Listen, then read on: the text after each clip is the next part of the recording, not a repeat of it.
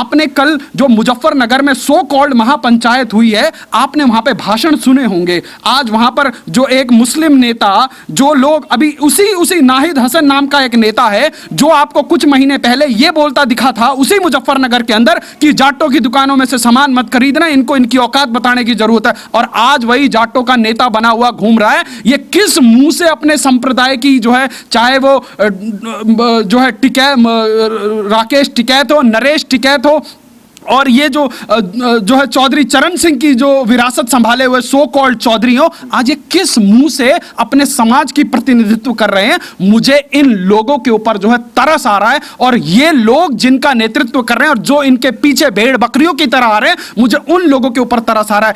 इतनी धूर्तता के साथ आज किसानों के लिए रोना रोते हैं, तो मुझे उन लोगों की जो है बुद्धिमत्ता पर शक हो रहा है, और उन लोगों के लिए दुख हो रहा है जो आज भेड़ बकरी की तरह इन 2 टके के दगाबाज नेताओं के पीछे घूम रहे हैं, चाहे वो राकेश टिकैत हो। राकेश टिकैत की असलियत देखिए, राकेश टिकैत उसी आरएलडी के चुनाव चिन्ह पर चुनाव लड़ते हैं अमरोहा से, और परसों रोते हुए बता रहे थे कि मैंने भाजपा को वोट दिया।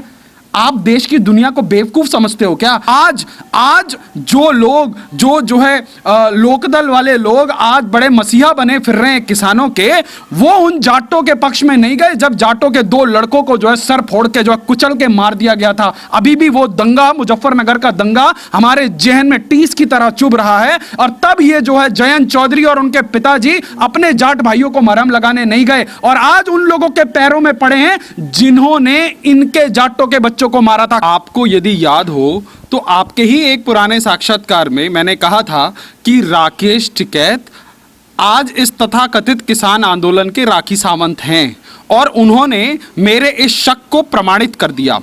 अब हमको तमाम घटनाक्रम को जो है बिंदुवार तरीके से जोड़कर देखना होगा। राकेश टिकैत की भाषा 26 जनवरी तक और 26 जनवरी के कांड के बाद राकेश टिकैत की भाषा कैसे बदल गई।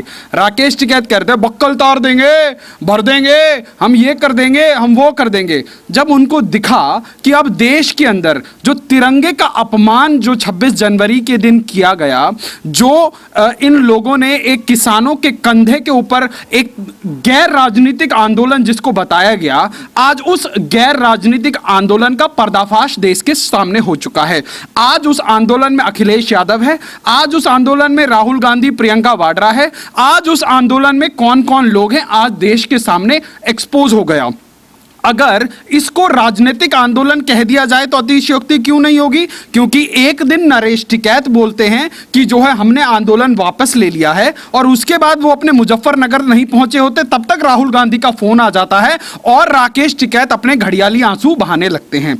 देखिए, टाइम्स नाउ ने एक खुलासा किया था और उसने बताया था कि किस प्रकार जो है बब्बर खालसा का जो जर्मनी विंग है वहां से फंडिंग हो रही है, आईएसआई के माध्यम से फंडिंग हो रही है, और तमाम जो है तथाकथित जो सिखों के रहनुमा बनने वाले संगठन है, भारत में प्रतिबंधित जो सिख फॉर जस्टिस है, उसके माध्यम से फंडिंग हो रही है। आप जाकर सिंघू बॉर्डर से लेकर गाजीपुर बॉर्डर में देखिए, वहां तो पूरा का पूरा टेंट जो है स्पॉन्सर किया हुआ है, और उसके बाद देश को कैसे एक अराजकता की आग में झोंकने का काम किया जा रहा है।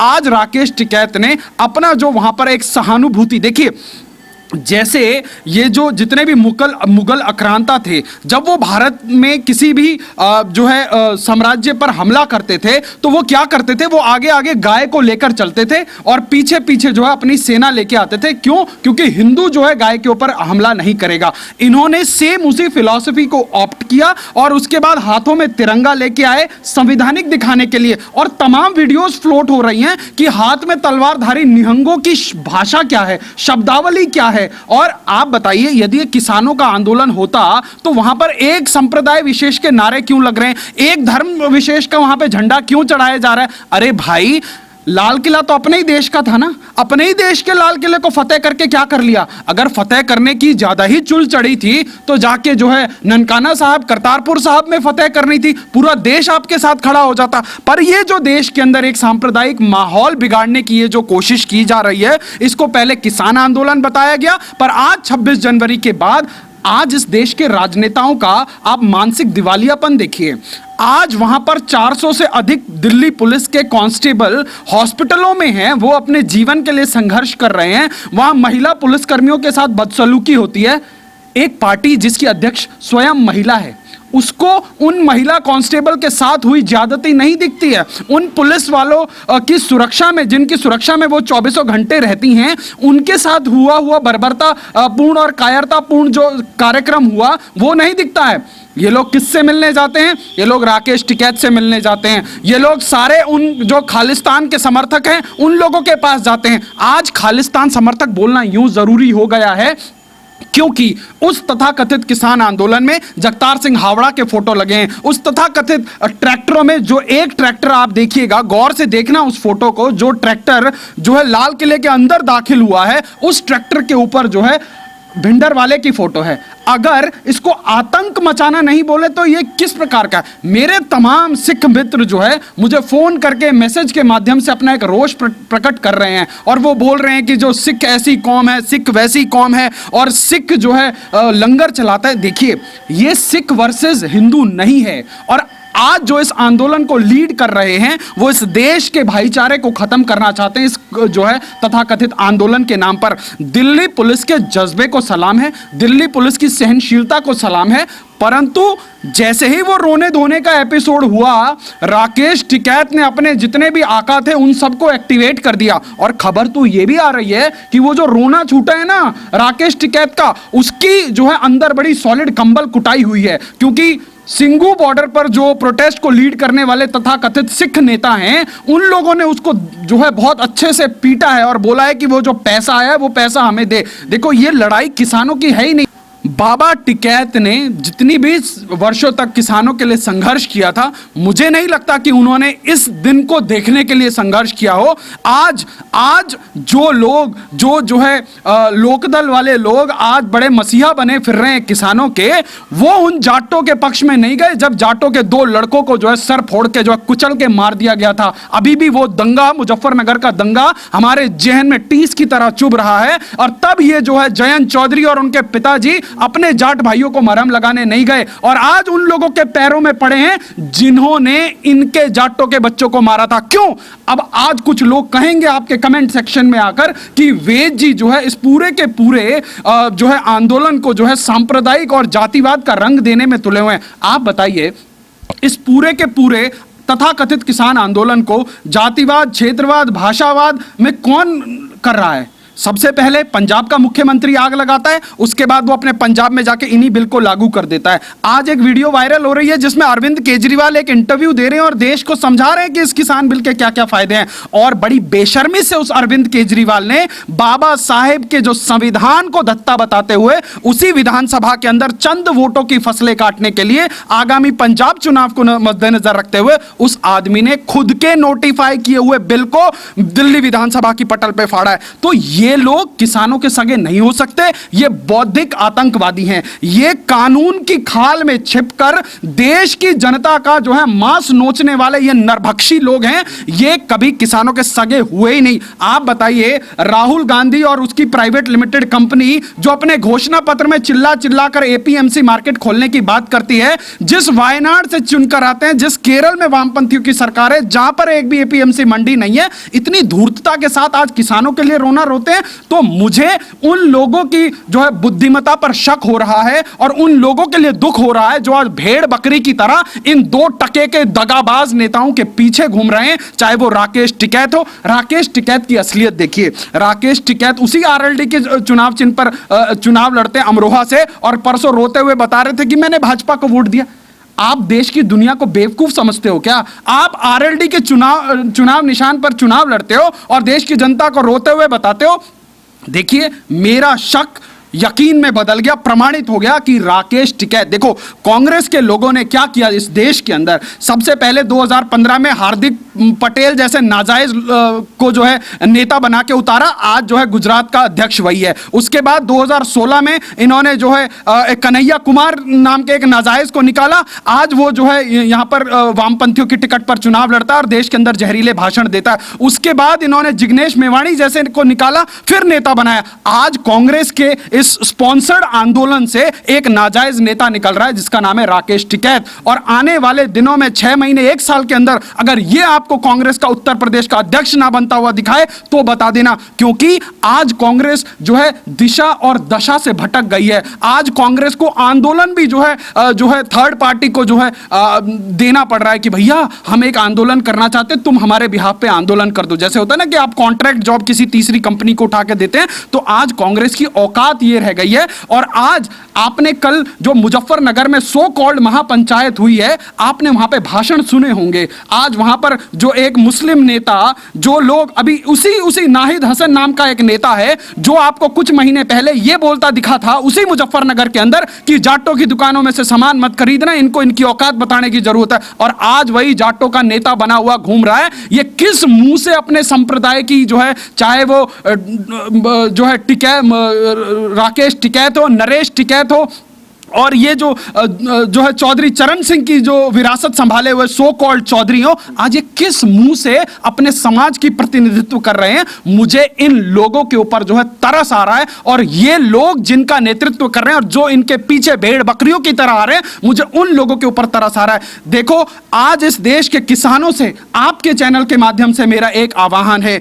जब इस देश के प्रधानमंत्री ने एक आह्वान किया, एक प्लेज लिया और उन्होंने कहा कि 2022 तक हम इस देश के किसान की आय दुगनी करेंगे, तो उसमें क्या गलत था। जब देश का प्रधानमंत्री तमाम योजनाओं के माध्यम से, चाहे वो किसान सम्मान निधि हो, चाहे आपका सॉइल हेल्थ कार्ड हो, चाहे फसल बीमा योजना हो, और क्या क्या तमाम, आपको लाइन लगा के आपको यूरिया लेना पड़ता था और पुलिस के लठ खाने पड़ते थे। भूलिए मत सपा बसपा की सरकारों को, जहां पर किसानों को भेड़ बकरियों की तरह लठ से हांका जाता था। और आज नीम कोटेड यूरिया के माध्यम से आज आप लोगों को अपनी जो है फसल उगाने के लिए कितनी आसानी से जो है यूरिया मिल रहा है। तमाम चीजें सरकार करने का प्रयास कर रही है, परंतु इस चीज के लिए जनता का समर्थन भी उतना ही आवश्यक है। यदि आज देश के लोग ऐसे अनार्किस्ट लोगों के पक्ष में जाकर खड़े हो जाएंगे तो यह लोकतंत्र जोगतंत्र में बदल जाएगा। आज इस देश के अंदर आवश्यकता है कि आप और हम लोग विवेक से काम लें, और ये जो देश के अंदर समरसता और सद्भावना को बिगाड़ने के लिए लोग बने हुए हैं, जो आज जो है इस किसान आंदोलन को जो है सिख वर्सेस जो है हिंदू और जाट वर्सेस हिंदू करने पर तुले हुए हैं। देखिए, इनका 1 पॉइंट सिंगल एजेंडा है। 2014 से लेकर 2021 में खड़े हैं। पिछले 7 सालों में इन लोगों ने क्या किया? इन्होंने सबसे पहले जो है पूरे देश के तमाम गैर जो है भाजपा प्रशासित राज्यों में इन्होंने जो है जातिवाद जो आरक्षण का आंदोलन लगाया। हरियाणा में जाटों को लड़ाया, राजस्थान में गुर्जरों को लड़ाया, महाराष्ट्र में मराठाओं को लड़ाया, गुजरात के अंदर जो है पाटीदारों को लड़ाया। इससे फायदा किसको हुआ? ये लोग कम से कम आज गणतंत्र भारत के 60 साल से अधिक वर्षों तक इन्होंने राज किया और इन्होंने किसान को और शोषित होने के लिए जो है मजबूर कर दिया। अभी भी एक पंजाब की वीडियो वायरल हो रही है। पंजाब की मंडियों में जो है वहां पे अनाज पड़ा है और वहां पे एक बंदा जो है वहां उसके ऊपर पानी से छिड़काव कर रहा है। आज सवाल पूछना चाहता हूं मैं कैप्टन अमरिंदर सिंह से कि उन जो मंडियों में वो जो अनाज है उसको पानी से सड़ाकर आप किसको फायदा देना चाहते हो? आखिर में मूल्य किसको नहीं मिलता? किसान को नहीं मिलता। और ये तमाम आप हिपोक्रेसी की पराकाष्ठा देखिए।